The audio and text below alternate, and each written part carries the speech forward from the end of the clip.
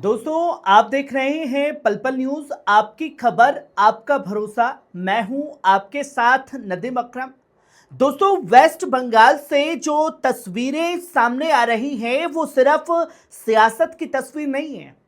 वो इस मुल्क की इकोनॉमी, समाज और सियासी दोहरेपन की तस्वीर है। और सबसे बड़ी बात, जिस फैसले को मुसलमानों के खिलाफ बताकर पेश किया गया, वही फैसला शुवेंदु अधिकारी की सियासत पर सवाल बनकर खड़ा हो गया है। क्योंकि पहली बार मुसलमानों ने गुस्से से नहीं, सब्र से जवाब दिया। पहली बार मुसलमान सड़कों पर नहीं उतरे, बल्कि उन्होंने ऐसा फैसला लिया कि पूरे वेस्ट बंगाल की मंडियां हिल गईं। और अब हालत यह है कि जिन लोगों ने सोचा था मुसलमानों को दबाव में डाल देंगे, वही लोग अब मुसलमानों से अपील कर रहे हैं कि आप खरीदारी कीजिए, आप बाजार में आइए, आप तिजारत बचाइए। दोस्तों, ये इत्तेहाद की ताकत होती है, ये यूनिट की ताकत होती है। आज गोशपारा से लेकर गोरोहाट तक बड़े बड़े मवेशी बाजार सूने पड़े हैं। जहां लाखों का कारोबार होता था, वहां आज सन्नाटा है। जहां बाजार से ताजीर आते थे, वहां धूल उड़ रही है। और जब इंडियन एक्सप्रेस की टीम ग्राउंड पर पहुंची तो वहां कई हिंदू ताजीर रोते हुए दिखाई दिए। कई महिलाओं ने कहा, हमने कर्ज लेकर जानवर पाले थे, अब खरीदार ही नहीं आ रहे। सोचिए, यह मामला सिर्फ मजहब का नहीं रहा, यह सीधा सीधा रोजगार का मामला बन चुका है। लेकिन सवाल है, यह हालत पैदा किसने की है? दोस्तों, 13 मई को शुवेंदु अधिकारी सरकार की तरफ से एक नोटिफिकेशन जारी किया गया। उसमें कहा गया कि अगर किसी जानवर की कुर्बानी करनी है तो 2 सर्टिफिकेट जरूरी होंगे। पहला सरकारी डॉक्टर का, दूसरा पंचायत प्रमुख या नगर निगम के चेयरमैन का। और दोनों ये तस्दीक करेंगे कि जानवर की उम्र 14 साल हो चुकी है या नहीं।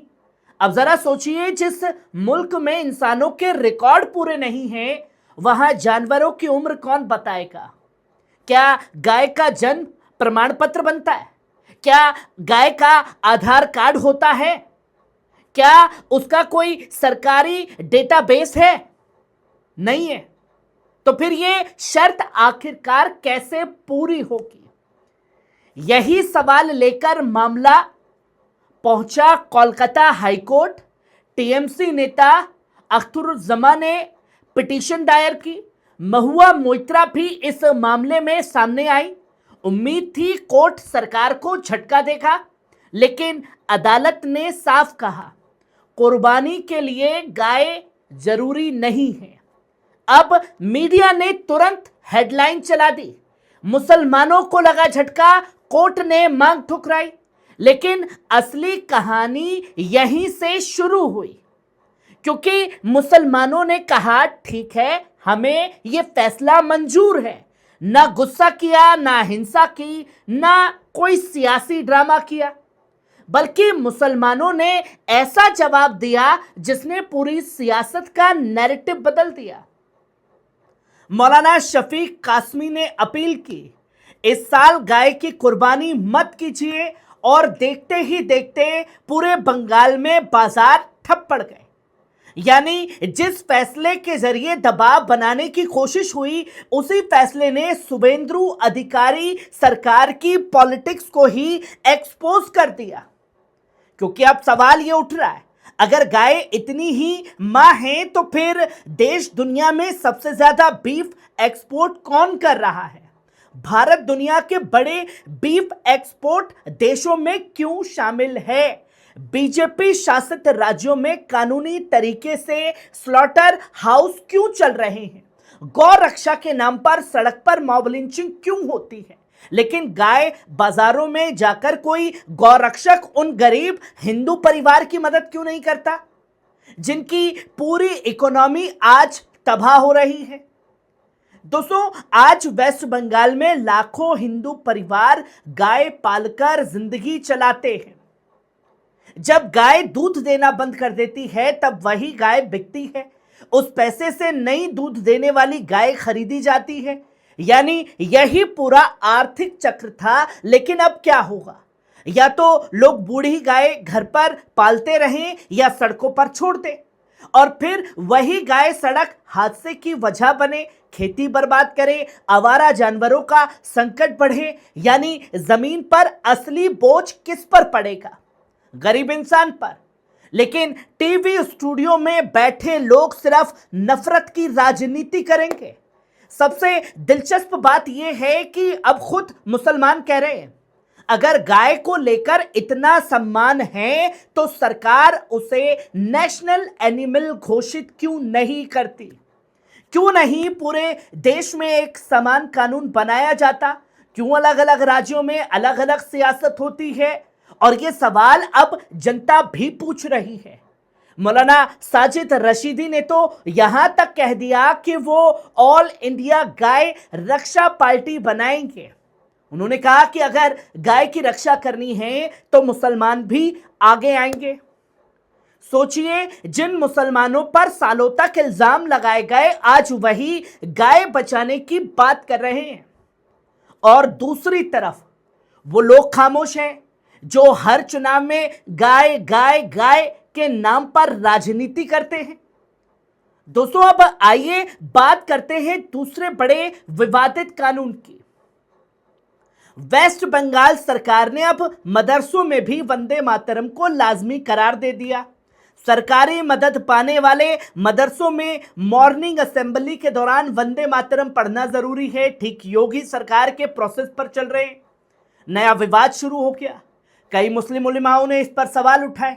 उन्होंने साफ तौर पर कहा कि इस्लाम में इबादत सिर्फ एक अल्लाह की होती है। ऐसे अल्फाज जो किसी और की बंदगी या पूजा की तरफ इशारा करें, वो मुसलमानों के अकीदे से टकराते हैं। अब यहां एक ऐतिहासिक हकीकत भी समझनी जरूरी है। 1937 में कांग्रेस वर्किंग कमेटी में भी यही बहस हुई थी। तब फैसला लिया गया था पूरा वंदे मातरम नहीं अपनाया जाएगा। क्यों? क्योंकि उसके कुछ हिस्सों पर आपत्ति थी। इसलिए बाद में सिर्फ शुरुआती पंक्तियों को नेशनल सॉन्ग का दर्जा दिया गया, जबकि जन गण मन को नेशनल एंथम बनाया गया। यानी ये बहस नई नहीं है, यह आजादी से पहले की बहस है, लेकिन आज इसे फिर सियासी हथियार बनाया जा रहा है। और सबसे बड़ा सवाल यह है, क्या किसी मजहबी पहचान को दबाकर देशभक्ति साबित कराई जाएगी? क्या वतन से मोहब्बत का सिर्फ एक तरीका होगा? दोस्तों, मुसलमान इस मुल्क के दुश्मन नहीं हैं। मुसलमान इस मुल्क की मिट्टी का एक बड़ा हिस्सा है। उन्होंने इस मुल्क के लिए कुर्बानियां दी हैं, लेकिन बार बार उनके अकीदे, उनकी पहचान, उनके मजहबी एहसास को शक की नजर से देखा जाता है। और यही वजह है कि आज बंगाल में गुस्सा भी है, बेचैनी भी है और सवाल भी है। लेकिन एक बात साफ हो चुकी है, मुसलमान अब सिर्फ रिएक्शन की सियासत नहीं करेंगे। वो अपनी ताकत, अपने इत्तेहाद और अपने आर्थिक असर से जवाब जरूर देंगे। और वेस्ट बंगाल में जो कुछ हुआ, उसने ये साबित कर दिया कि अगर एक कम्युनिटी संगठित होकर फैसला ले ले तो बड़े बड़े बाजार हिल सकते हैं, सियासत बदल सकती है और सत्ता को अपनी रणनीति पर दोबारा सोचने पर मजबूर होना पड़ सकता है। फिलहाल इस वीडियो में इतना ही। आप देखते रहिए पल पल न्यूज़, जो है आपकी खबर, आपका भरोसा। शुक्रिया।